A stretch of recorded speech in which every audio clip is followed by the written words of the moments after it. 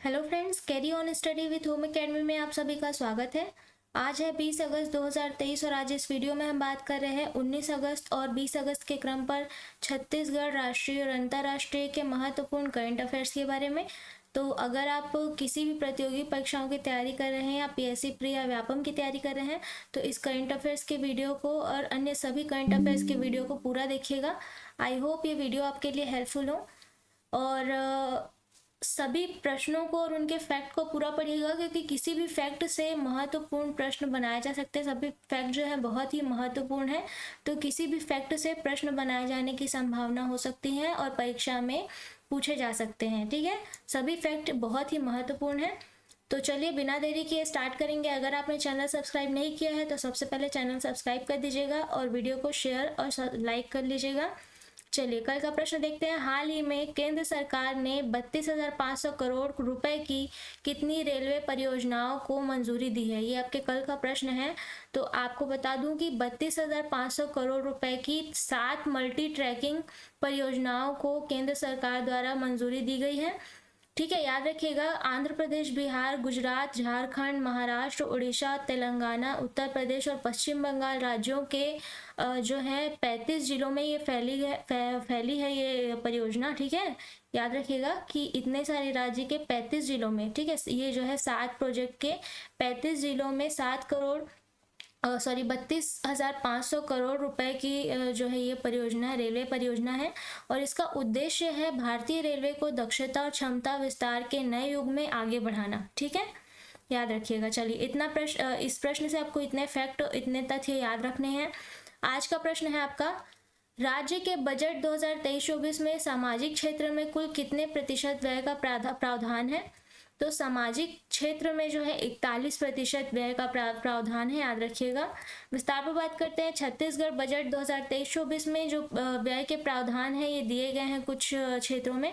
तो राजस्व व्यय जो है 85% है, पूंजीगत व्यय जो है 15% है, सामाजिक क्षेत्र में व्यय जो है आपका 41% है जो कि प्रश्न में दिया गया है, और आर्थिक क्षेत्र में व्यय है 36%, अनुसूचित जाति क्षेत्र में व्यय है 12% और अनुसूचित जनजाति क्षेत्र में व्यय है 33%। ठीक है, तो इन सभी के प्रतिशत आप याद रखिएगा, प्रश्न किसी से भी पूछे जा सकते हैं। ठीक है, अगला प्रश्न है आपका, आर्थिक सर्वेक्षण 2023-24 के अनुसार उद्यानिकी फसलों के अंतर्गत किस फसल का क्षेत्रफल सबसे अधिक है? ठीक है, रकबा पूछ रहा है किस फसल का क्षेत्रफल सबसे अधिक है। तो इसमें आपका सब्जी का जो क्षेत्रफल है ये सबसे अधिक है। ठीक है, विस्तार पर बात करते हैं। इसके उद्यानिकी फसलों का रकबा के आधार पर क्रम जो है आपका है, सबसे पहले है सब्जी, फिर उसके बाद है फल, मसाला, पुष्प और उसके बाद औषधि और अन्य सुगंधित फसल। ठीक है, और उद्यानिकी फसलों का उत्पादन के आधार पर अगर क्रम देखा जाए तो सबसे पहले वही है सब्जी, सेम जैसा आपका रकबा के आधार पर है वैसे ही उत्पादन के आधार पर भी है, तो आपको याद करने में ज़्यादा कठिनाई नहीं होगी। तो आप इस एक ही क्रम को याद कर लीजिएगा जो कि दोनों के आधार पर होगा, रकबा के आधार पर भी और उत्पादन के आधार पर भी। ठीक है, तो सबसे पहले है सब्जी, फिर है फल, फिर उसके बाद है मसाला, फिर उसके बाद है पुष्प, फिर उसके बाद है औषधि और अन्य सुगंधित फसलें हैं। ठीक है, तो सबसे ज़्यादा किसका है? सब्जी का है। ठीक है, अगला प्रश्न है, छत्तीसगढ़ राज्य में सबसे बड़ी मिलेट प्रसंस्करण इकाई कहाँ स्थापित की गई है? तो ये है नथिया नवा गांव। ठीक है, कांकेर में है। विस्तार पर बात करते हैं इसके।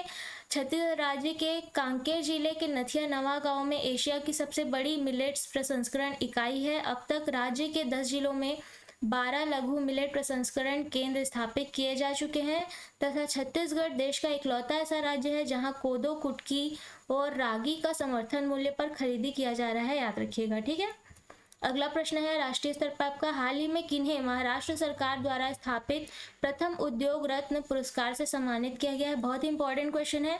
आप ये है, इसका आंसर है उद्योगपति रतन टाटा जी को जो है उद्योग रत्न से सम्मानित किया गया है, उद्योग रत्न पुरस्कार से। बहुत ही इंपॉर्टेंट क्वेश्चन है। विस्तार पर बात करते हैं।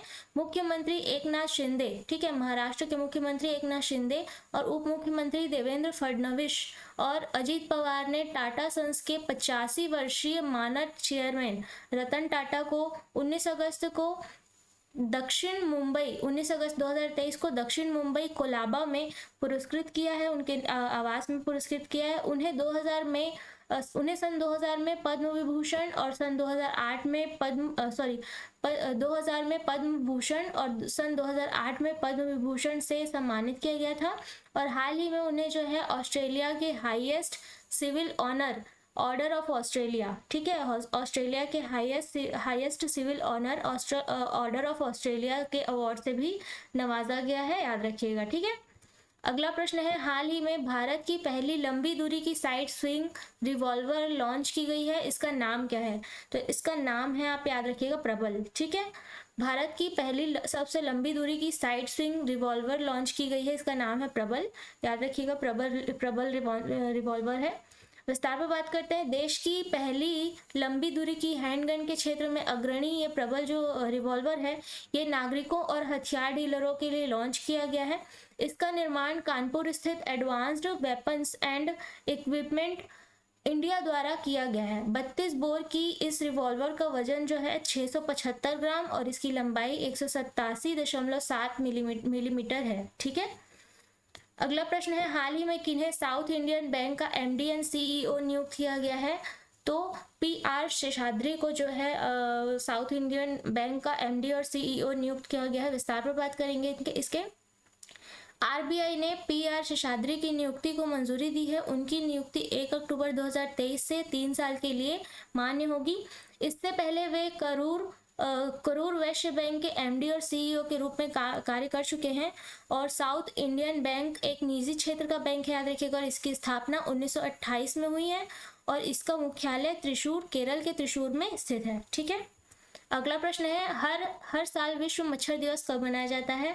तो आपको पता होना चाहिए कि 20 अगस्त को हर साल विश्व मच्छर दिवस मनाया जाता है, जो कि चूँकि अभी भारत में बहुत ही डेंगू और ये सभी के जो मलेरिया, डेंगू और मलेरिया के जो बहुत ही पीड़ित व्यक्ति हैं, तो इसके लिए याद रखिएगा कि विश्व इससे निजात पाने के लिए और इसे प्रदर्शित करने के लिए विश्व मच्छर दिवस, याद रखिएगा, कब मनाया जाता है?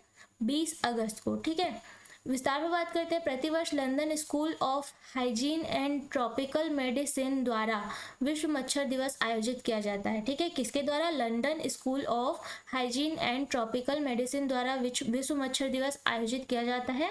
और सन 1897 में सर रोनाल्ड, नाम याद रखिएगा, सर रोनाल्ड रॉस द्वारा इसकी खोज की गई थी और खोज किया गया कि मलेरिया परजीवी एनाफिलीज मच्छरों द्वारा जो मनुष्य में जो है ये मलेरिया फैलता है, ठीक है। किसके द्वारा? परजीवी एनाफिलीज मच्छरों के द्वारा।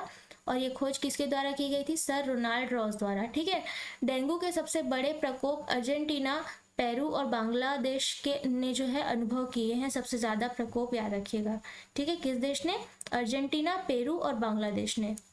चलिए अगला प्रश्न है, हाल ही में आईसीसी ने इंडिया में होने वाले वर्ल्ड कप 2023 का शुभंकर किस थीम पर लॉन्च किया है, ठीक है। तो अभी हाल ही में आईसीसी ने इंडिया में होने वाले वर्ल्ड कप 2023 का शुभंकर लॉन्च किया है और ये किस थीम पर है? तो इसका आंसर आपको कमेंट बॉक्स पर देना है। और साथ ही मैं बताना चाहूँगी कि हमारे क्लासेस अवेलेबल हैं हमारे एकेडमी में, ऑफलाइन और ऑनलाइन।